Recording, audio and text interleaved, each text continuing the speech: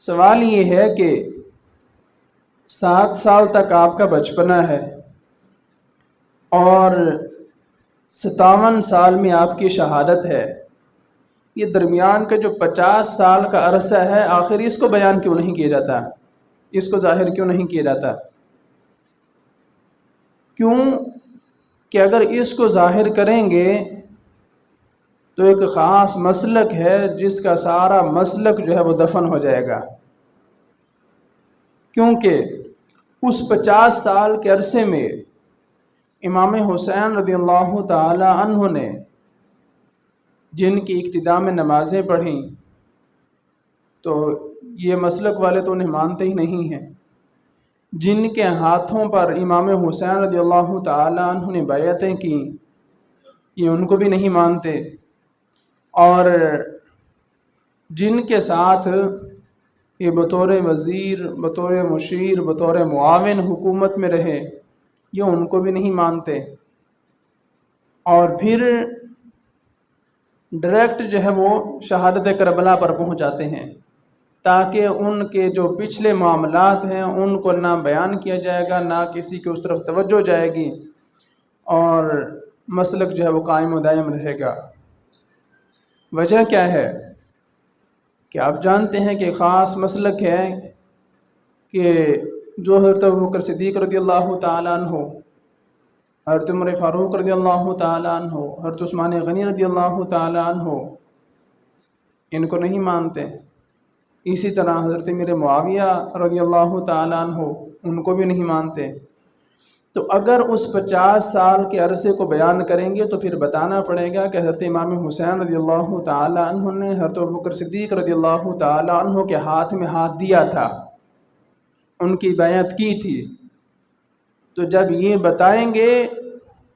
تو مسئلہ ختم ہو جائے گا کہ جب امام حسین رضی اللہ تعالیٰ عنہ حضرت ابوبکر صدیق رضی اللہ تعالیٰ عنہ کے ہاتھ میں ہاتھ دے رہے ہیں تو تم امام حسین کا نام لے کر ابوبکر کے خلاف کیسے زبان درازی کرتے ہو؟ اور امام حسین رضی اللہ تعالیٰ عنہ نے جب تک امیر المومنین حضرت ابوبکر صدیق رضی اللہ تعالیٰ عنہ رہے ان کے پیچھے نمازیں پڑھتے رہے۔ اگر اس چیز کا ذکر کرتے ہیں تو پھر معاملہ خراب ہوگا کہ تم اپنے آپ کو حسینی کہتے ہو، اور جب کہ امام حسین رضی اللہ تعالیٰ عنہ حضرت ابوبکر صدیق رضی اللہ تعالیٰ عنہ کے پیچھے نمازیں پڑھ رہے ہیں، تم کیسے حسینی ہو کہ حسین کا نام لے کر جو ہے وہ تم ابوبکر کے خلاف زبان درازی کرتے ہو؟ اور اسی طرح آپ کی خلافت کے بعد حضرت عمر فاروق رضی اللہ تعالیٰ عنہ مسند نشین ہوتے ہیں تو حضرت امام حسین رضی اللہ تعالیٰ عنہ ان کی بھی بیعت کرتے ہیں اور ان کے پیچھے بھی نمازیں پڑھتے ہیں۔ ان کے وصال کے بعد، شہادت کے بعد حضرت عثمان غنی رضی اللہ تعالیٰ عنہ آتے ہیں تو ان کی بھی بیعت کی اور ان کے پیچھے بھی نمازیں پڑھیں، حتیٰ کہ جب ان کی شہادت کا معاملہ آیا تو حضرت امام حسین رضی اللہ تعالیٰ عنہ اور حضرت امام حسن رضی اللہ تعالیٰ عنہ حضرت عثمان غنی رضی اللہ تعالیٰ عنہ کے گھر کا محاصرہ کیے ہوئے آپ کی حفاظت کے لیے کھڑے تھے۔ اور اس سے کیا ثابت ہوتا ہے کہ جو لوگ حضرت عثمان غنی رضی اللہ تعالیٰ عنہ کے خلاف اپنے آپ کو حسینی کہہ کر زبان درازی کرتے ہیں تو آپ کے امام حضرت امام حسین رضی اللہ تعالیٰ عنہ جن کا آپ نام لیتے ہیں کہ ہمارے وہ امام ہیں، وہ عثمان غنی کے گھر کی حفاظت کے لیے کھڑے ہیں، ان کی جان کی حفاظت کی کوشش کر رہے ہیں، اور تم ہو کہ تم ان کے خلاف زبان درازیاں کرتے ہو۔ تو اس لیے یہ 50 سال کا جو عرصہ ہے اسے ظاہر ہی نہ کرو، یا تو آپ کا بچپن بیان کرو اور آپ کی فضیلت بیان کرو، یا پھر جو ہے وہ ڈائریکٹ بچپن سے کربلا لے آؤ، اور درمیان میں حضرت ابوبکر صدیق رضی اللہ تعالیٰ عنہ ان کی امامت بھی چھوڑ دو اور ان کی بیعت بھی چھوڑ دو۔ حضرت ابوبکر صدیق رضی اللہ تعالیٰ عنہ ہیں، ان کی بیعت کا ذکر بھی چھوڑ دو، ان کی جو ہے وہ امامت کا ذکر بھی چھوڑ دو، ان کے پیچھے امام حسین کا نماز ادا کرنا اس کو بھی چھوڑ دو۔ اسی طرح حضرت عثمان غنی ہیں تو جو حضرت حسین رضی اللہ تعالیٰ عنہ نے جو ان کی بیعت کی ہے اسے بھی چھوڑ دو، اور ان کے پیچھے نمازیں ادا کی ہیں اس کا ذکر بھی نہ کرو، ان کی جان کی حفاظت کے لیے ان کے گھر پر جب آپ جو ہے وہ حفاظت کے لیے مامور رہے ہیں اور کھڑے رہے ہیں اس کے ذکر کو بھی چھوڑ دو۔ کیوں کہ اگر ہم نے ان چیزوں کو بیان کیا تو پھر ان پاک ہستیوں کے خلاف زبان درازی کیسے کریں گے، ان کے خلاف ہم زبان درازی کیسے کریں گے؟ اس وجہ سے اس 50 سالہ عرصے کو جو ہے وہ نکال دو۔ پھر مولا کائنات حضرت علی المرتضیٰ رضی اللہ تعالیٰ عنہ کی خلافت آتی ہے، اور آپ کی شہادت کے بعد امام حسن رضی اللہ تعالیٰ عنہ 6 ماہ جو ہے وہ خلیفہ رہے ہیں، اور ظاہری بات ہے حضرت مولا کائنات کی بھی آپ نے بیعت کی، آپ کے پیچھے بھی نمازیں پڑھیں، امام حسن رضی اللہ تعالیٰ عنہ کی بھی بیعت کی اور ان کے پیچھے بھی نمازیں پڑھیں، کیونکہ اس وقت کا دستور تھا کہ جو بھی خلیفہ بنتا رعایا جو ہے اس کے ہاتھ میں ہاتھ دے کر جو ہے وہ بیعت کرتی، یہ سپورٹ ہوتی کہ ہم آپ کے ساتھ ہیں اور ہماری طرف سے آپ کو کسی قسم کا کوئی خطرہ نہیں ہونا چاہیے۔ اور اسی وجہ سے جو امیر المومنین ہوتا وہ نماز بھی وہی پڑھاتا، مصلی امامت پر بھی وہی ہوتا۔ یہ ہماری آج بدقسمتی ہے کہ ہمارے حکمران وہ آ چکے ہیں کہ جو مصلی کے اہل ہی نہیں ہیں، جبکہ اسلام میں امامت کبریٰ کا مستحق وہی ہے جو امامت صغریٰ کا مستحق بھی ہو۔ جو مصلی رسول پر کھڑے ہونے کا مستحق ہے، حاکم بننے کا مستحق وہی ہے۔ جو مصلی رسول پر کھڑے ہونے کا مستحق نہیں ہے، جو منبر رسول نہیں سنبھال سکتا، وہ حکومت کا مستحق نہیں ہے۔ وہ جیسے مرضی قبضہ کریں اور چلاتے رہیں نظام، لیکن اسلامی لحاظ سے مستحق وہی ہیں۔ ہم خلفائے راشدین کو دیکھیں تو وہ مسند حکومت پر بھی وہی بیٹھتے تھے، منبر رسول پر بھی وہی بیٹھتے تھے، اور مصلی رسول پر بھی وہی کھڑے ہوتے تھے، ان کے درمیان کوئی فرق نہیں تھا۔ اور پھر امام حسن رضی اللہ تعالی عنہ نے حضرت امیر معاویہ رضی اللہ تعالی عنہ کو وہ حکومت ان کے سپرد کر دی، اور جب ان کے سپرد ہوئی تو ظاہری بات ہے امام حسن اور امام حسین رضی اللہ تعالی عنہما دونوں نے حضرت امیر معاویہ رضی اللہ تعالی عنہ کی بیعت بھی کی اور ان کی اقتداء کو قبول کیا۔ تو یہ وہ چیزیں ہیں، اگر ان کو ظاہر کیا جائے تو پھر حضرت امیر معاویہ رضی اللہ تعالی عنہ کے خلاف ہی زبان درازیاں نہیں کر سکتے کہ جن کے پیچھے امام نماز پڑھ رہے ہیں تو ان کے ماننے والے امام کے خلاف کیسے بول سکتے ہیں؟ حضرت امام حسین رضی اللہ تعالیٰ عنہ کو ماننے والے اور یہ کہنے والے کہ وہ ہمارے امام ہیں، یقیناً امام ہیں، لیکن امام حسین کے امام تو حضرت ابوبکر صدیق رضی اللہ تعالیٰ عنہ ہیں، حضرت امام حسین کے امام تو حضرت عمر فاروق رضی اللہ تعالیٰ عنہ ہیں، امام حسین کے امام تو حضرت عثمان غنی رضی اللہ تعالیٰ عنہ ہیں، امام حسین رضی اللہ تعالیٰ عنہ کے امام جو ہیں وہ مولا کائنات ہیں، حضرت امام حسن ہیں، اور ان کے بعد حضرت امیر معاویہ رضی اللہ تعالیٰ عنہ ہیں۔ تو اگر اس چیز کو ظاہر کیا جائے تو پھر بغض صحابہ کا جو مسلک ہے وہ ختم ہو جائے گا اور دفن ہو جائے گا، کیونکہ جس امام کی محبت میں تم جو ہے وہ بہت ساری حرکتیں کرتے ہو اور ظاہر کرتے ہو کہ ہمیں ان کے ساتھ بڑا پیار ہے، بڑی محبت ہے، تو ان کی محبت میں تم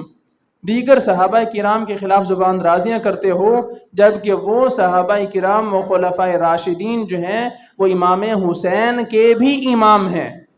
امام حسین رضی اللہ تعالی عنہ نے ان کی بیعت کی ہے، اور یہ وہ چیز ہے کہ جس کو ظاہر کرنے کی ضرورت ہے۔ آپ کی صرف شہادت کو ہی جو ہے وہ نہ سنا جائے، بلکہ آپ کی جوانی کے جو معاملات ہیں، شہادت کے جو پہلے کے معاملات ہیں، بچپن کے بعد کے، ان کو بھی ظاہر کیا جائے۔ اگر یہ چیز ظاہر ہو جائے تو جو لوگ صحابہ کے خلاف، خلفائے راشدین کے خلاف زبان درازیاں کرتے ہیں تو ان کے پاس اس کا کوئی بھی جواب نہیں ہے، کوئی بھی جواب نہیں ہے۔ اور پھر امام حسن رضی اللہ تعالی عنہ کی شہادت کا اتنا ذکر نہیں کیا جاتا، جبکہ وہ بھی شہید ہیں، اور اسی طرح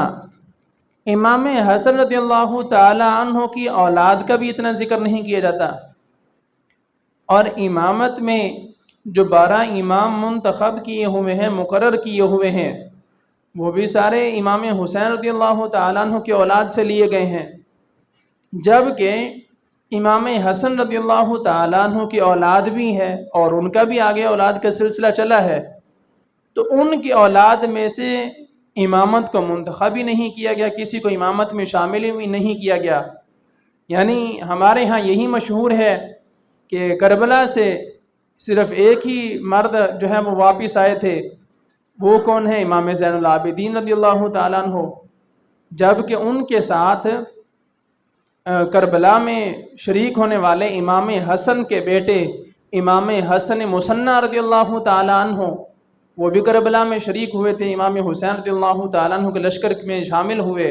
اور کربلا کے میدان میں وہ شریک ہوئے۔ یعنی امام حسن کے بیٹے، ان کا نام بھی امام حسن ہے، اور وضاحت کے لیے مصنع ذکر کیا جاتا ہے کہ امام حسن کے بیٹے امام حسن، دوسرے امام حسن، یعنی امام حسن بن علی بن ابی طالب رضی اللہ تعالیٰ عنہ، تو انہوں نے بھی کربلا کے مارکے میں، اس جنگ میں جو ہے وہ شرکت کی اور وہاں وہ زخمی بھی ہوئے، اور میدان کربلا کے وہ غازی ہیں، اور ان کی والدہ کے چچا کے بیٹے نے جو ہے وہاں سے ان کو بیماری کی حالت میں، زخمی ہونے کی حالت میں جو ہے وہاں سے نکالا، اور ان کا علاج معالجہ ہوا، اللہ نے انہیں صحت عطا فرمائی، اور ان سے جو ہے وہ آگے امام حسن رضی اللہ تعالیٰ عنہ کی نسل چلی، امام حسین رضی اللہ تعالیٰ عنہ کی نسل امام زین العابدین سے چلی، یہ بھی بیمار تھے، بعد میں یہ صحت یاب ہوئے، اور اللہ نے جو ہے وہ امام حسین کی اولاد کا سلسلہ جو ہے وہ ان سے آگے جاری کیا اور نسب کو آگے چلایا۔ تو اب میدان کربلا سے واپس آنے والوں میں صرف امام زین العابدین کا ذکر کیا جاتا ہے اور امام حسن مصنع کا ذکر نہیں کیا جاتا۔ حضرت امام حسین کی شہادت کا ذکر کیا جاتا ہے، امام حسن کی شہادت کا ذکر نہیں کیا جاتا۔ امامت میں امام حسین کی اولاد کو تو منتخب کیا جاتا ہے، یاد کیا جاتا ہے، جبکہ امام حسن کی اولاد ہونے کے باوجود ان کو امامت میں جو ہے وہ منتخب کیوں نہیں کیا جاتا؟ ان کا نام 12 اماموں میں آخر کیوں نہیں ہے، جبکہ دونوں جو ہیں وہ مولا کائنات کے بیٹے ہیں؟ امام حسن بھی مولا کائنات کے بیٹے ہیں اور امام حسین بھی مولا کائنات کے بیٹے ہیں۔ امام حسن نے بھی خاتون جنت کا دودھ پیا ہوا ہے، امام حسین نے بھی خاتون جنت کا دودھ پیا ہوا ہے، دونوں ایک ہی ماں باپ کی اولاد ہونے کے باوجود ان میں آخر فرق کیوں کیا جاتا ہے؟ بات سمجھ آ رہی ہے نہیں آ رہی؟ فرق کیوں ہے؟ فرق اس وجہ سے ہے کہ امام حسن رضی اللہ تعالی عنہ کے متعلق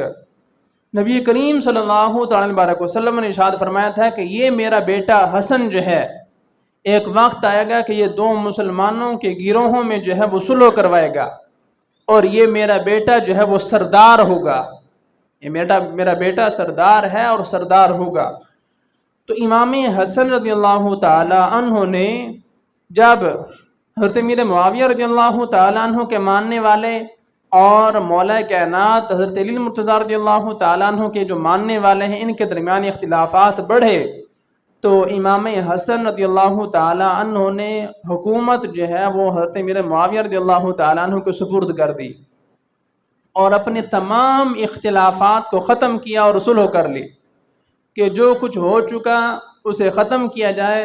اور آئندہ کے لیے اچھے تعلقات کو جو ہے بحال کیا جائے، عزت احترام کا جو طریقہ پہلے چلا آ رہا ہے اسے قائم و دائم رکھا جائے۔ تو اب کچھ لوگ ہیں کہ جنہوں نے اس صلح کو تسلیم نہیں کیا، وہ اس صلح کو نہیں مانتے اور اس صلح سے وہ خوش نہیں ہیں، اور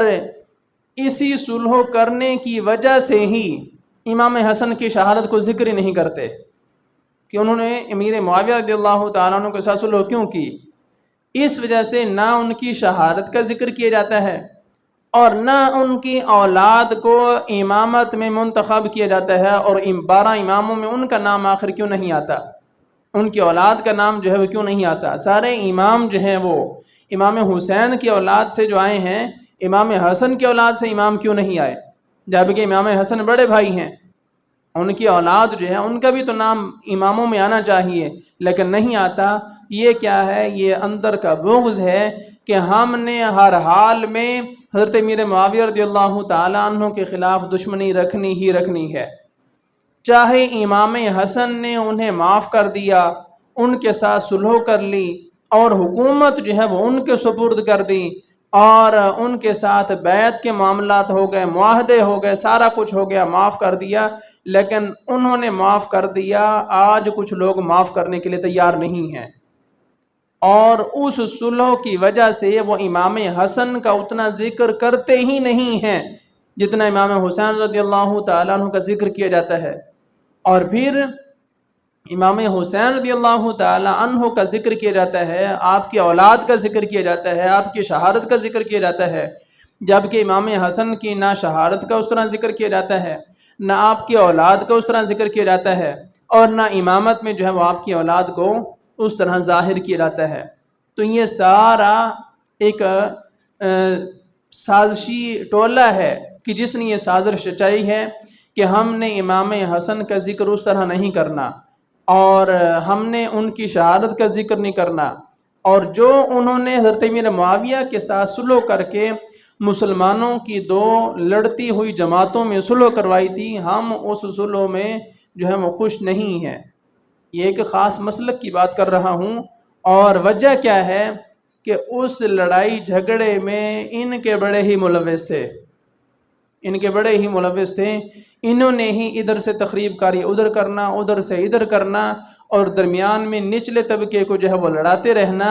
اور اپنا مفاد جو ہے وہ حاصل کرتے رہنا۔ جبکہ امام حسن رضی اللہ تعالی عنہ آئے، انہوں نے جو ہے وہ حکومت ان کے سپرد کر دی، اب بالکل معاملہ صلح پذیر ہو گئے،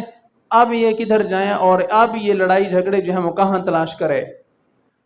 تو اس وجہ سے جہاں امام حسین رضی اللہ تعالی عنہ کا ذکر کیا جائے تو ان کی 50 سالہ زندگی کا ذکر بھی کیا جائے، بچپنے کے بعد میدان کربلا تک ان کی جو زندگی ہے اس کا ذکر ہونا چاہیے، اور پھر اسی طرح امام حسن کی شہادت کا ذکر ہونا چاہیے، ان کے معاملات کا ذکر ہونا چاہیے کہ انہوں نے کس طرح جو ہے وہ خلفائے راشدین کی خلافت کو تسلیم کیا،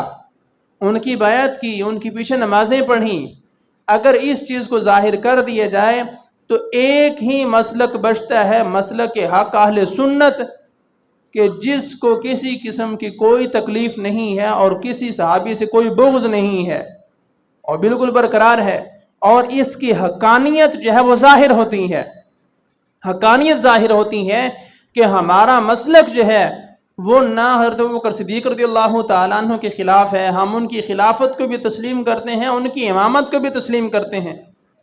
اور یہ ہمارا تسلیم کرنا یہ امام حسن اور امام حسین رضی اللہ تعالیٰ عنہ کی جو ہے وہ غلامی کا ثبوت ہے کہ جس طرح انہوں نے حضرت ابوبکر صدیق رضی اللہ تعالیٰ عنہ کی امامت کو بھی تسلیم کیا، ان کی خلافت کو بھی تسلیم کیا، تو ہم بھی تسلیم کرتے ہیں، لہٰذا ہم جو ہے وہ امام حسن اور امام حسین کے نقش قدم پر چلنے والے ہیں، اور جو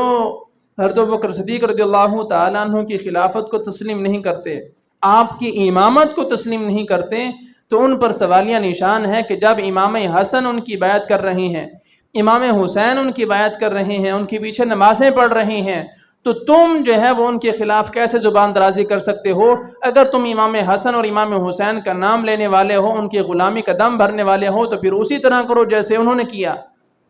جس طرح انہوں نے ان کی خلافت کو تسلیم کیا تو تم بھی ان کی خلافت کو تسلیم کرو، جس طرح انہوں نے ان کی امامت کو تسلیم کیا تم بھی ان کی امامت کو تسلیم کرو۔ اور اگر یہ معاملہ ہو جائے تو پھر تو سارا بغض صحابہ کا جو مسلک ہے اور صحابہ کرام کے خلاف زبان درازی کرنے کا مسلک ہے، یہ تو بالکل ختم ہو جائے گا اور دفن ہو جائے گا۔ اس سازش کی وجہ سے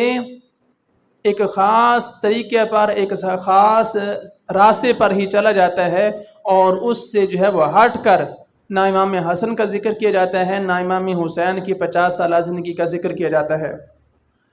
تو یہ چیزیں اہل سنت کے لیے ضروری ہیں کہ ہم امام حسین کی 50 سالہ زندگی کا ذکر جو ہے وہ کثرت کے ساتھ کریں، لوگوں کو بتائیں کہ انہوں نے خلفائے راشدین کی خلافت کو تسلیم کیا، تو حسینی وہی ہے جو خلفائے راشدین کی خلافت کو بھی تسلیم کرے، ان کی امامت کو بھی تسلیم کرے، جو ان کی خلافت کو تسلیم نہیں کرتا، ان کی امامت کو تسلیم نہیں کرتا، تو وہ حسینی کبھی بھی نہیں ہو سکتا، وہ حسینی نہیں ہو سکتا۔ کیوں کہ امام حسین جب تسلیم کر چکے ہیں تو جو تسلیم کرے گا وہی ان کا ماننے والا ہوگا، جو تسلیم نہیں کرے گا وہ ہرگز جو ہے وہ ان کا ماننے والا نہیں ہوگا۔ بہرحال یہ چند چیزیں جو ہیں وہ ہمیں اس پر بڑی محنت کی ضرورت ہے، اور ہم جو ایک خاص لہر میں، ایک خاص لہجے میں اور ایک خاص انداز پر چلتے چلے جا رہے ہیں کہ میدان کربلا کا واقعہ سنا اور اس سے محظوظ ہوئے، سنے اور جناب تھوڑی دیر رو لیا، اور بس یہ یاد رکھیں کہ میدان کربلا کے واقعے کو میں نے آج تک پورا بیان نہیں کیا۔ پچھلے سال یہ غالباً اس سے پچھلے سال بڑا بار بار کہا گیا، تو مختصر انداز میں نے اسے بیان کیا۔ وجہ کیا ہے کہ ہمیں پتہ ہی نہیں ہے کہ اس میں کتنا سچ اور کتنا جھوٹ ہے، بہت زیادہ اس میں جھوٹ جو ہے وہ مکس کیا گیا ہے، اور معاملات کو بہت اپنے انداز میں بیان کیا گیا ہے، جبکہ ظلم ہوا ہے ان پر، اور ظلم کی کوئی انتہا نہیں ہے۔ ان کی شہادت بہت عظیم شہادت ہے، اور ان کی شہادت کو آپ اس طرح سنیں کہ جس طرح نبی کریم صلی اللہ علیہ وسلم نے فرمایا کہ حسین منی وانا من الحسین، حسین مجھ سے ہے اور میں حسین سے ہوں۔ تو کیا مطلب کہ 57 سال تک، 57 سال آپ کی عمر ہے، 56 سال تک حضرت امام حسین رضی اللہ تعالی عنہ کا تعارف کیا تھا کہ وہ نواسہ رسول ہیں، وہ نواسہ رسول ہیں، وہ حضور کے بیٹے ہیں، حضور کے نواسے ہیں۔ حسین منی، حسین مجھ سے ہے۔ آخری سال جب آتا ہے میدان کربلا کا، 57 سال کی عمر کا، اور میدان کربلا میں شہادت کے بعد اب تعارف کیا ہے؟ امام حسین وہ ہے جو رسول اللہ کے دین پر قربان ہو چکا، وانا من الحسین، اب جو ہے وہ میرا دین جو ہے وہ اس پر عظیم قربانی پیش کرنے والا جو ہے وہ امام حسین ہے۔ تو جس طرح پہلے میری وجہ سے تعارف تھا امام حسین کا، آج امام حسین کی وجہ سے میرے اسلام کا تعارف ہے کہ انہوں نے قربانی دی، اسلام کی حقانیت کو بچایا، اور اس میں جو ہے وہ خرابیوں کو ختم کیا، اور حتیٰ کہ اپنے پورے خاندان کو، صحابہ کرام کو جو ہے وہ، اور یہ بھی ایک سازش ہے کہ جناب صحابہ کرام شریک نہیں ہوئے، صحابہ کرام شریک نہیں ہوئے، حالانکہ ایسی بات نہیں ہے۔ جو 72 حضرات وہاں شہید ہوئے ہیں ان میں اہل بیت بھی شامل ہیں، حضور کے صحابہ بھی شامل ہیں، صحابہ کی اولاد بھی شامل ہے۔ صرف یہ کہنا کہ جناب اہل بیت ہی گئے تھے اور صحابہ نے معاذ اللہ جو ہے وہ ان کو تنہا چھوڑ دیا اور ساتھ شامل نہیں ہوئے، یہ دھوکہ ہے، یہ دھوکہ ہے۔ اور پھر صحابہ کے بغض میں جلنے والے حضرت مولا کائنات علی المرتضیٰ رضی اللہ تعالی عنہ کی اولاد کی طرف توجہ کر لیں تو آپ نے اپنے بیٹوں کے ناموں میں ابو بکر بھی رکھا ہے، عمر بھی رکھا ہے، عثمان بھی رکھا ہے، اپنی اولاد کے نام خلفائے ثلاثہ کے نام پر رکھے ہیں، اور ان کا اپنی بیٹوں کا خلفائے ثلاثہ کے نام پر نام رکھنا اس بات کا واضح ثبوت ہے کہ ان کا آپس میں کوئی بغض اور حسد نہیں تھا، ان کی آپس میں جو ہے وہ کوئی دشمنی نہیں تھی۔ اگر دشمنی ہوتی تو وہ کبھی بھی اپنے بیٹوں کا نام خلفائے ثلاثہ کے نام پر نہ رکھتے۔ آپ دیکھیں کہ آپ کی کسی کے ساتھ دشمنی ہو تو آپ اپنے بیٹے کا نام اپنے دشمن کے نام پر رکھنا پسند کریں گے۔ جس طرح یزید ہے لعنت اللہ علیہ، اللہ کی اس پر لعنت ہو، تو کبھی بھی ہمارا آنے والی نسلیں بھی کبھی یہ تصور نہیں کریں گی کہ ہم اپنے بیٹے کا نام یزید رکھیں۔ کیا کوئی اپنے بیٹے کا نام فرعون رکھ سکتا ہے؟ کیا کوئی اپنے بیٹے کا نام نمرود رکھ سکتا ہے؟ ابو جہل رکھ سکتا ہے؟ کبھی بھی نہیں۔ کیوں کہ یہ ہمارے دشمن ہیں، ہم ان کو پسند ہی نہیں کرتے۔ ہم اپنے بیٹوں کا نام جب بھی رکھیں گے وہ انہی کے ناموں پر رکھیں گے جن کے ساتھ ہمارا محبت کا تعلق ہے۔ ہم ابو بکر رکھیں گے، صدیق رکھیں گے، عمر رکھیں گے، عثمان رکھیں گے، علی مولا کائنات رکھیں گے۔ تو حضرت مولا کائنات نے اپنے بیٹوں کا نام خلفائے ثلاثہ کے نام پر رکھ کر وہ لوگ جو امت کو دھوکہ دے رہے ہیں اور یہ بتانے کی کوشش کرتے ہیں کہ حضرت مولا کائنات کا ان کے ساتھ بڑا برا تعلق تھا اور وہ ان کو اچھا نہیں سمجھتے تھے، یہ ان کو اچھا نہیں سمجھتے تھے، آپس میں بڑا ان کا لڑائی جھگڑا اور بہت برے حالات تھے، ان کا یہ جواب ہے کہ مولا کائنات نے خلفائے ثلاثہ کے ناموں پر اپنا نام جو ہے وہ اپنے بیٹوں کا نام رکھا ہے۔ اور پھر امام حسین رضی اللہ تعالی عنہ نے اپنی اولاد کے رشتے جو ہیں وہ حضرت عمر کے ساتھ بھی قائم کیے ہیں، حضرت عثمان کے ساتھ بھی قائم کیے ہیں، اپنے بیٹوں کے رشتے ادھر کیے، بیٹیوں کے رشتے ادھر کیے، نواسوں کے رشتے جو ہے وہ آپس میں کیے۔ آپس میں بھی یعنی یہ تعلق جو ہے وہ صرف مولا کائنات حضرت علی المرتضیٰ رضی اللہ تعالیٰ عنہ تک نہیں رہا، بلکہ یہ نیچے بھی آیا ہے۔ امام حسن اور امام حسین رضی اللہ تعالیٰ عنہ کی بیٹی کا نکاح جو ہے وہ حضرت عمر کے ساتھ ہوا ہے، اور اسی طرح اپنی نواسیوں کا نکاح جو ہے وہ حضرت عثمان غنی رضی اللہ تعالیٰ عنہ کے پوتوں کے ساتھ یا نواسوں کے ساتھ اس طرح جو ہے واپس میں آگے بھی رشتہ داریوں کو بڑھایا گیا ہے۔ تو اس سے معلوم کیا ہوا کہ قرآن نے جو کہا ہے وہ 100% برحق اور سچ فرمایا ہے۔ قرآن نے کیا کہا؟ محمد الرسول اللہ والذین معہ اشداء علی الکفار رحماء بینہم، کہ حضور اللہ کے آخری رسول ہیں اور لاڈلے رسول ہیں، اور حضور کے جو ماننے والے ہیں، حضور کے جو صحابہ ہیں، حضور کے جو اہل بیت ہیں جن کو حضور کی صحبت نصیب ہوئی، ان کی حالت کیا ہے؟ اشداء علی الکفار، وہ کافروں کے خلاف شدت اختیار کرتے ہیں، وہ کافروں کے خلاف سخت ہیں۔ رحماء بینہم، آپس میں وہ بہت رحیم و کریم اور مہربان ہیں، وہ آپس میں بہت شیر و شکر ہیں، آپس میں ان کی وہ شدت نہیں ہے جو کافروں کے خلاف شدت ہوتی ہے، تو آپس میں وہ بہت رحیم و کریم ہے۔ رحماء بینہم، آپس میں بہت وہ شیر و شکر ہے۔ تو جب قرآن نے کہہ دیا کہ صحابہ کرام اور اہل بیت، اور صحابہ کرام آپس میں اور اہل بیت آپس میں، یہ کیا ہیں؟ یہ شیر و شکر تھے، ان کی کسی قسم کے بغض، حسد اور وہ معاملات نہیں تھے جس طرح ایک خاص فرقہ جو ہے وہ لوگوں کے سامنے ظاہر کرتا ہے، خاص قسم کا فرقہ ظاہر کرتا ہے، ایسا معاملہ نہیں تھا۔ قرآن نے جو فرما دیا وہی برحق ہے۔ اور مولا کائنات کا اپنے بیٹوں کا نام خلفائے ثلاثہ کے نام پر رکھنا، اور پھر اپنی اولادوں کے آگے اولادوں کے رشتے جو ہے وہ حضرت عمر کے آگے اولاد کے ساتھ کرنا، حضرت عثمان غنی کی اولاد کے ساتھ کرنا آگے رشتے، یہ اس چیز کا واضح ثبوت ہے کہ ان میں بغض حسد نہیں تھا۔ یہ آج کے بیمار ذہنوں والے لوگ ہیں جو صحابہ کے درمیان بغض کو ظاہر کر کے اپنے مسلک کو جو ہے وہ قائم و دائم رکھے ہوئے ہیں، جبکہ ایسا نہیں تھا۔ اور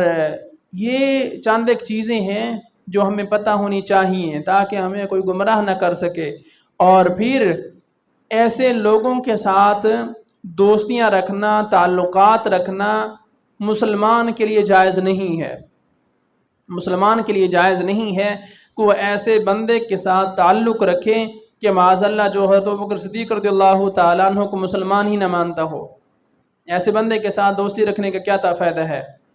اگر آپ حضرت ابوبکر صدیق رضی اللہ تعالیٰ عنہ کے ساتھ تعلق رکھتے ہیں تو ایسا بندہ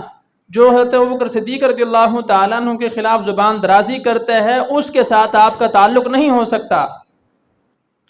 اس کے ساتھ آپ کا تعلق نہیں ہو سکتا۔ اگر آپ اس کے ساتھ تعلق رکھتے ہیں تو پھر آپ کا تعلق حضرت ابوبکر صدیق رضی اللہ تعالیٰ عنہ کے ساتھ نہیں ہو سکتا، کیونکہ قرآن کہتا ہے کہ اللہ نے کسی بھی مرد کے سینے میں دو دل نہیں رکھے، دل ایک ہی ہے، یا تو وہ صحابہ کی محبت میں دھڑک رہا ہے یا وہ صحابہ کے دشمنوں کے ساتھ دھڑک رہا ہے۔ اگر صحابہ کے دشمنوں کے ساتھ تعلق ہے تو سمجھ لیں کہ آپ کا صحابہ کے ساتھ تعلق نہیں ہے۔ اور ایسے بندے کے ساتھ دوستی رکھنا کہ جو حضرت عمر فاروق رضی اللہ تعالیٰ عنہ کے خلاف زبان درازیاں کرتا ہو اور ان کو جو ہے وہ ظالم اور جابر بتاتا ہو، ایسے بندے کے ساتھ تعلق رکھنا اس چیز کا واضح ثبوت ہے کہ اس بندے کا حضرت عمر کے ساتھ تعلق نہیں ہے۔ اور اسی طرح حضرت عثمان غنی کے دشمنوں کے ساتھ تعلق رکھنا یہ اس چیز کا واضح ثبوت ہے کہ اس بندے کا حضرت عثمان غنی کے ساتھ تعلق نہیں ہے۔ اور جس کے دل میں صحابہ کا بغض ہے حضور نے اس کے ساتھ ناراضگی کا اظہار فرمایا ہے۔ حدیث پاک میں ہے کہ حضور کے سامنے ایک جنازہ لایا گیا اور حضور کا یہ معمول تھا جنازہ جو بھی آتا حضور پڑھا دیتے، لیکن ایک بندے کا جنازہ لایا گیا، حضور جنازہ پڑھانے کے لیے آگے نہ بڑھے، تو صحابہ نے عرض کی یا رسول اللہ صلی اللہ علیہ وسلم ہم دیکھ رہے ہیں کہ یا رسول اللہ آپ اس بندے کا جنازہ نہیں پڑھا رہے۔ فرمایا کہ یہ بندہ اپنے دل میں حضرت عثمان غنی کا بغض رکھتا تھا، لہٰذا میں اس کا جنازہ نہیں پڑھاؤں گا۔ اللہ نے بھی اس کے ساتھ ناراضگی کا اور غضب کا اظہار فرما رکھا ہے،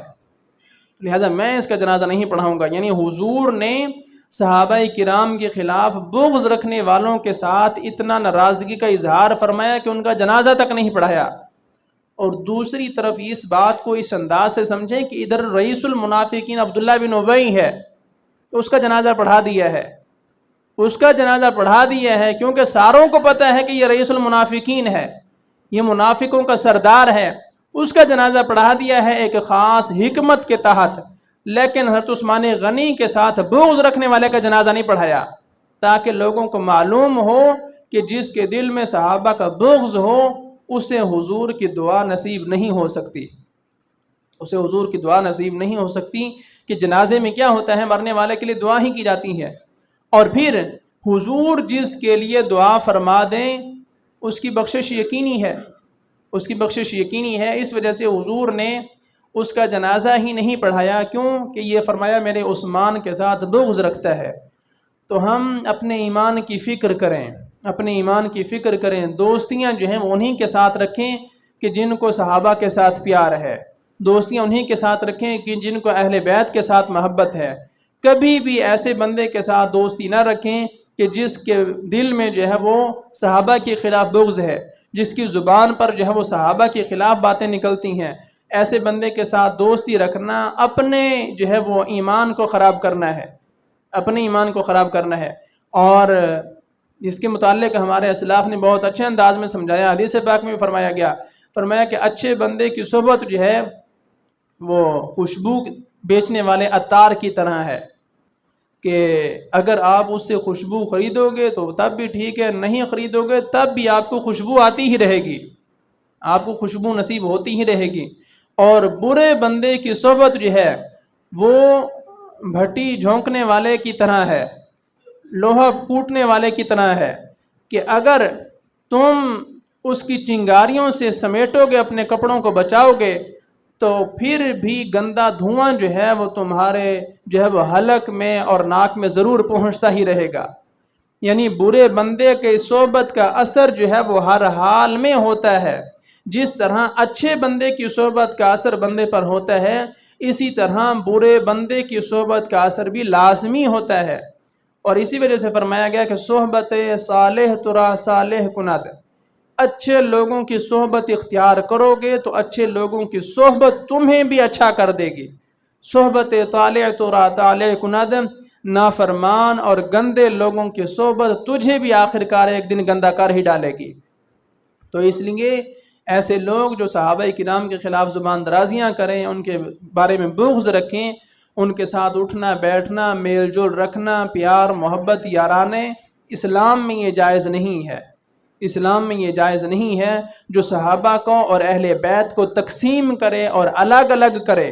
اور ان کے درمیان دشمنیاں اور بغض اور حسد کے معاملات جو ہے وہ ظاہر کرنے کی کوشش کریں، وہ خود حق پر نہیں ہے، وہ خود گمراہ ہے۔ تو گمراہ بندے کی دوستی بندے کو بھی گمراہ کر دیتی ہے۔ اس لیے اہل حق کے ساتھ یارانے رکھیں، دوستیاں رکھیں، تعلقات رکھیں، تاکہ ان کے دوستیاں تعلقات آپ کے ایمان کے لیے فائدہ مند ہوں۔ اور اگر برے لوگوں کے ساتھ دوستیاں رکھیں گے تو وہ ہمارے ایمان کو خراب کر سکتے ہیں۔ اور اس کے ساتھ ساتھ مزید یہ کہ ہم خود ان فتنوں کے دور میں اپنے ایمان کی حفاظت کی فکر کریں، ہم معلومات رکھیں، اور یہ نہیں کہ بس نماز روزہ پڑھ لیا اور جو بھی ساتھ لے کر چلنے کے لیے تیار ہو اس کے ساتھ چل پڑے۔ میں نے کتنی دفعہ آپ کو بتایا ہے کہ وہی ایک خاص مذہب خاص مسلک جو ہے وہ حضرت ابوبکر صدیق رضی اللہ تعالیٰ عنہ کے ایمان کا ہی منکر ہے، وہ حضرت عمر فاروق رضی اللہ تعالیٰ عنہ کے ایمان کا منکر ہے، اور معاذ اللہ ان پر جو ہے وہ لعنتیں بھیجتے ہیں وہ اپنے مجمعوں میں اور اپنی مجلسوں میں۔ اور حضرت عثمان غنی کے ساتھ ان کا یہ معاملہ ہے، حضرت امیر معاویہ رضی اللہ تعالیٰ عنہ کے ساتھ یہ معاملہ ہے، حضرت ابو سفیان رضی اللہ تعالیٰ عنہ کے ساتھ یہ معاملہ ہے، ان پر وہ اپنی مجلسوں میں لعنتیں بھیجتے ہیں۔ تو اگر ہمارا بندہ ان کی مجلس میں پہنچ گیا ہے کہ جہاں پر صحابہ پر معاذ اللہ لعنت کی جا رہی ہے، آپ اپنے ایمان سے بتائیں کہ جس مجلس میں صحابہ پر لعنت کی جا رہی ہو اس مجلس پر اللہ کی رحمت برس سکتی ہے؟ کبھی بھی نہیں۔ قرآن جن کے بارے میں اللہ یہ فرما دے کہ رضی اللہ عنہم ورضوا عنہ، اللہ ان سے راضی ہو چکا ہے اور وہ اللہ سے راضی ہو چکے ہیں، تو جن کے ساتھ اللہ راضی ہو چکا ہے، اللہ کے پسندیدہ لوگوں پر لعنت بھیجنا یہ اللہ کے غضب کو دعوت دینا ہے، اور یہ ان پر لعنت بھیجنا نہیں ہے بلکہ اللہ کی طرف سے اپنے اوپر لعنت کو نازل کرنا ہے اور سمیٹنا ہے۔ تو ایسے لوگوں کے ساتھ بیٹھنا وہ خود کو بھی لعنت کا شکار کرنا ہے اور رحمت سے دور کرنا ہے۔ اور پھر بہت سارے ان کے غلط نظریات ہیں، ہم ایسے لوگوں سے بچیں، ان کے ساتھ جانا، ان کے کھیل تماشے یہ سارے لچھن جو کرتے ہیں ان کو دیکھنا بھی ہمارے لیے جائز نہیں ہے، کیونکہ جو کام اسلام میں حرام ہے، اسلام میں جس کام کا کرنا حرام ہے اس کا دیکھنا بھی حرام ہے۔ مثال کے طور پر زنا ہے، حرام ہے، زنا کا دیکھنا یہ بھی حرام ہے، اور اس کے علاوہ باقی بہت ساری مثالیں ہیں۔ تو اپنے آپ کو مارنا پیٹنا اسلام میں حرام ہے، آپ اپنے آپ کو مار پیٹ نہیں سکتے، اپنے آپ کو نقصان نہیں پہنچا سکتے۔ قرآن مجید نے کیا فرمایا؟ وَلَا تُلْقُوا بِأَيْدِيكُمْ إِلَى التَّهْلُكَةِ، تم اپنے ہاتھوں جو ہے وہ اپنے آپ کو ہلاکت میں مبتلا نہ کرو،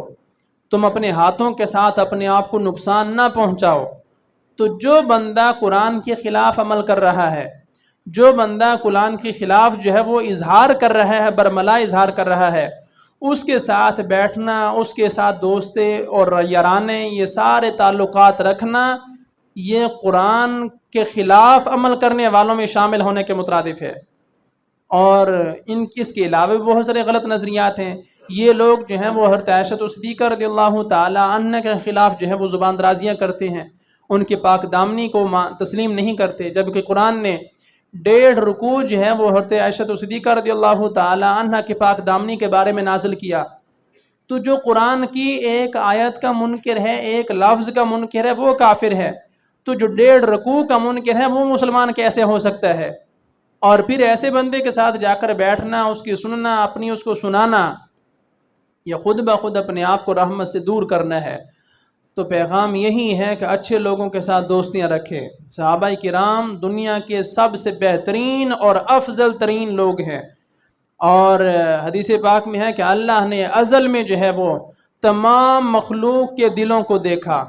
اور سب سے عمدہ دل، روشن، چمکدار اور منور دل والے جو لوگ تھے، اللہ نے انہی لوگوں کو حضور کے صحابہ کے طور پر منتخب فرمایا، صحابہ کے طور پر منتخب فرمایا۔ صحابہ ایسے ہی نہیں بن گئے، اللہ نے منتخب کر کے صحابہ کو جو ہے وہ صحابہ بنایا ہے، حضور کی صحبت نصیب فرمائی ہے۔ اور ان کے متعلق قرآن کے کہتے ہیں اولئک الذین امتحن اللہ قلوبہم للتقوی، اللہ نے ان کے دلوں کو چن لیا ہے، منتخب کر لیا ہے تقوی کے لیے، ان کے دلوں میں اللہ نے تقوی کو کوٹ کوٹ کر بھر دیا ہے۔ اور لہم مغفرۃ و اجر عظیم، ان کے لیے دنیا میں ہی بخشش کا اعلان ہے، اور ان کے لیے بہت بڑا اجر عظیم اللہ نے تیار کر رکھا ہے۔ تو ایسے مقدس لوگوں کے خلاف زبان درازی کرنے والوں کے ساتھ ہرگز نہ بیٹھیں۔ رشتہ داریاں وہی ہیں جو پاک لوگوں کے ساتھ ماننے والے ہیں، عقیدت مند ہیں، ان کے ساتھ رشتہ داریاں ہیں۔ دوستیاں بھی انہی کے ساتھ، دوستی اس سے رکھیں جس کی دوستی صحابہ کے ساتھ ہو، وہ بندہ دوستی کا مستحق نہیں ہے جو صحابہ کا دوست نہیں ہے، وہ بندہ ہمارا رشتہ دار نہیں ہو سکتا جو صحابہ کے خلاف بھونکتا ہے اور ان کے خلاف زبان درازی کرتا ہے، ہمارا وہ کچھ بھی نہیں لگتا۔ تو اس لیے اپنی ایمان کی حفاظت کریں، برے لوگوں کے ساتھ بیٹھ کر، برے لوگوں کے ساتھ مل جول رکھ کر اور تعلقات رکھ کر کہیں ایسا نہ ہو کہ ہم اپنے ایمان کو جو ہے وہ ضائع کر بیٹھیں۔